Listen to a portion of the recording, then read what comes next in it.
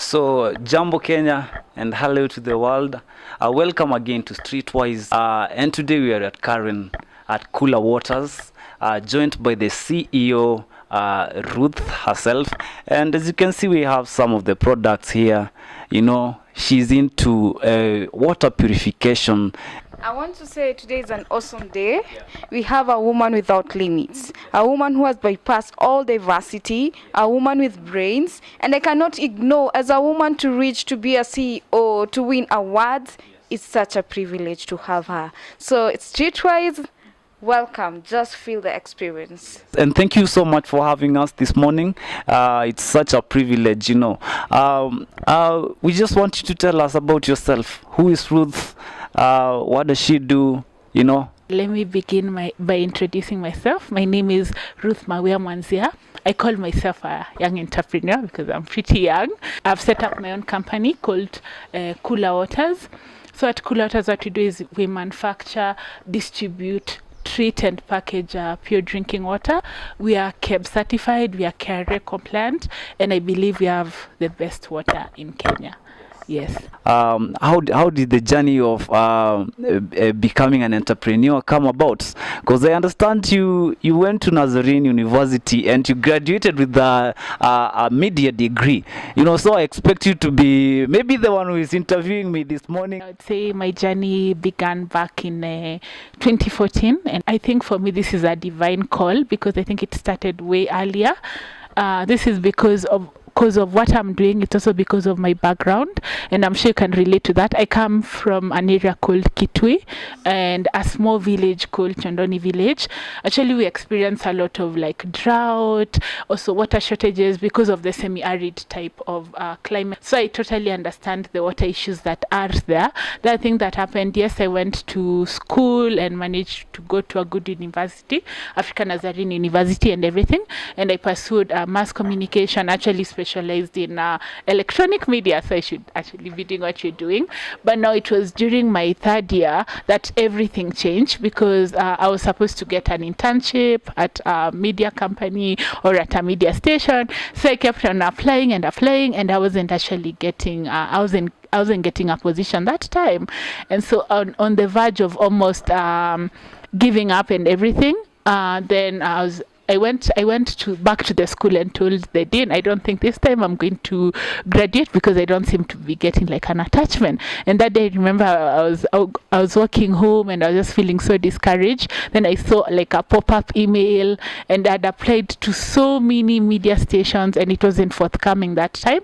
So when I opened the email, it was from a water company, and that's when everything changed. It was a water company. They told me they are actually water engineers and therefore did not see the need of like having someone from communication, but they kept on having events like World Water Day, World Wetlands Day, and they're really struggling on how to organize the events, or they wanted to have a company newsletter, and they asked me now, because you've seen that you've done some media studies, can you come as an intern so that you can help us set up a communications department?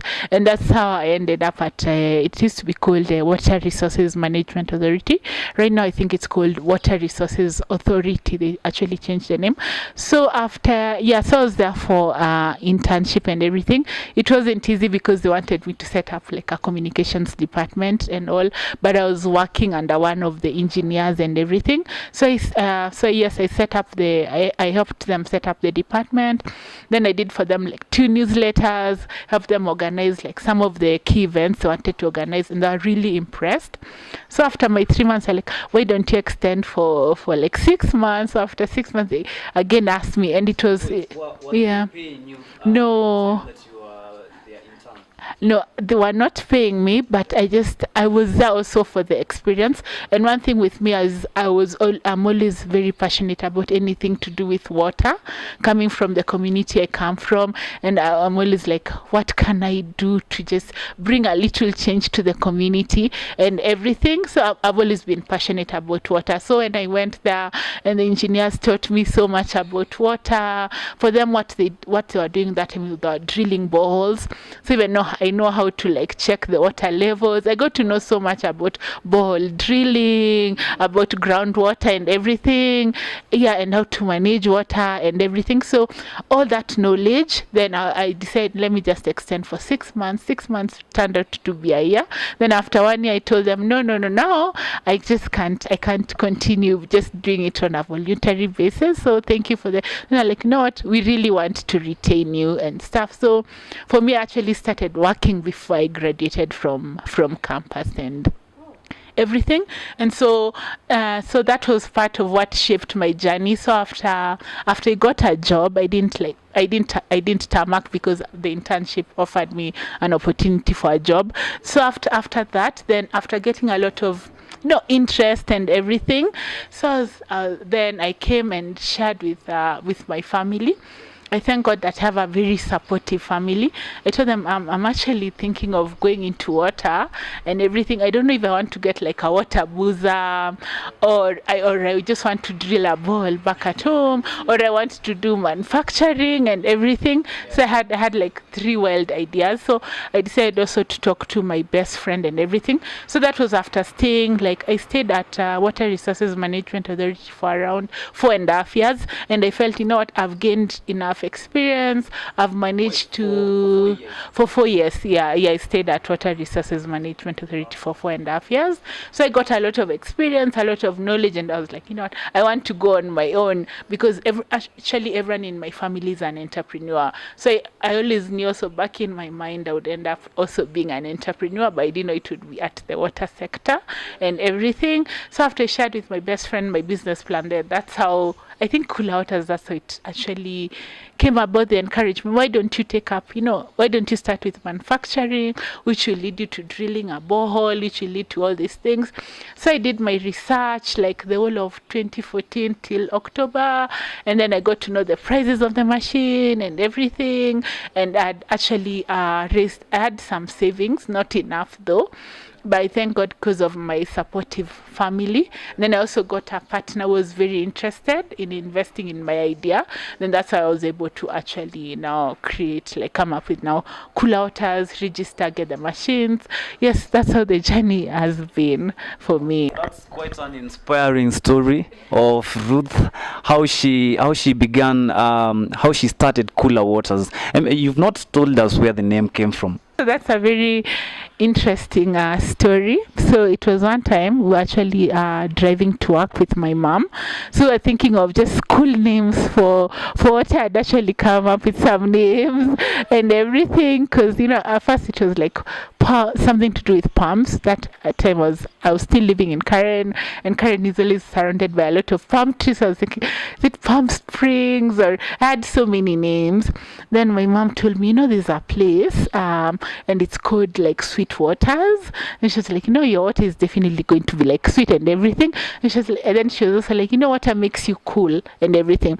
So that's how we came up with the name like Cool Waters. Then we decided, let's connote the name. So instead of C, we kept K, and K could stand for Kenya. K can stand for Kitui. I come from Kitui and stuff. And they also wanted a name that would definitely stick. Like for branding, it's very important when customers remember your name. As a woman, kindly tell us, how did you bypass all those challenges? Because as a woman, it's not like a man, I want to make this company like this. A woman has a lot. You have family, you have people around you, you have discouragers. So how was it? How was the journey? Okay, fine. I will not say that there have not been challenges. The challenges are actually there. And one thing with manufacturing, to be honest, it's male-dominated industry. It's only now when at least ladies are coming up, and I'm so glad that they're taking up manufacturing. Because when I told my friends I'm going to take up manufacturing, like, wait, will you manage and all? Because I have a very soft heart, and they're like, you have to be tough and everything and all. And actually, most of my competitors are actually male and stuff. So yes, there have been challenges, especially also things to do with like gender stereotypes and everything. And sometimes you go for meetings and they ask you, no, come with the director. You can't be, you can't be the director of the company, because they don't expect, especially like a young woman like me, to actually go to a board meeting and sit there with them as we make up like laws and stuff concerning the water sector. So yes, gender stereotype has been the big challenge that I faced. Though I still face it, but not as much. It's a competition. If you know, the market in Kenya is actually almost saturated with so many brands of water, and there's so many counterfeit goods, and some people just pack water from the houses and everything, and they're not like KEB certified and everything. So we've been having that challenge, but also we are glad that at least the regulatory authorities are doing something about it. They've given us like an SMS number which I can share, where you can SMS and they tell you, but this is a counterfeit like brand and everything. And also one thing for me, I learned, okay, though I'll say this, I also learned it's actually not good to give your water to just, like orcas and everything. Sorry to say, but you'll soon be counterfeited and everything. Yeah, so as gives, we try to really restrict like from working with especially the orcas, because we've seen a lot of brands that, have been like replicated and you discover it's not the same water. Then the other challenge that I faced at the beginning is that capital and everything. It's a very high intensive capital business and everything, and you always need capital to run the business, because every day you have to fuel like your truck, which is going to supply water and everything. You have casuals, you have permanent stuff to think of, you have to keep on like topping up your electricity and all that. So you always have to have money and everything. I think our business is like, it's very bootstrapped for cash and everything, so that's a challenge but with time you get to know how to budget and everything. What can you advise a young lady? There are many young ladies there, and many of the ladies' knowledge is I go be a slay queen, have a sponsor, get married and get a life. What I would actually advise them is that we are all blessed in different ways, and I believe that everyone has a talent, everyone has something that they are very passionate about and everything. And also one thing I tell young people is that if you're passionate about something, just don't sit on your talent, do it and charge for it. So they should actually charge for what they're good at. They should turn their passion into profit and everything. Then I would also say, don't go out and look for like sponsors and everything. This is actually very, very short term, and you want something at least at the end of the day you've built with your hands, and something that you can see it's bringing for you something and everything. And also it's better to be a job creator instead of a job seeker and everything. So that's why I'm saying it's very important for them to discover what their hobbies are, what they're good at, and also now start working with that. You'll also feel very proud that you feel good about yourself, that you've managed to accomplish something with your hands. And I think for me, I found fulfillment is when you're doing the job, you're really like sweating, you're really looking for solutions. For me, that's what fulfills me at the end of the day. Ruth has talked of knowing self-worth and identify what you can do. Instead of just going outside there seeking for jobs, you can be creative. We are young people and full of energy and full of ideas. I think where we go wrong, we have so many ideas, you don't know which one to start with. But it's good. Have somebody like a mentor. Have somebody whom you can go to, and they will be able to guide you, and you will know your strength. And if you are good at something, don't give your services for free. Make sure you charge.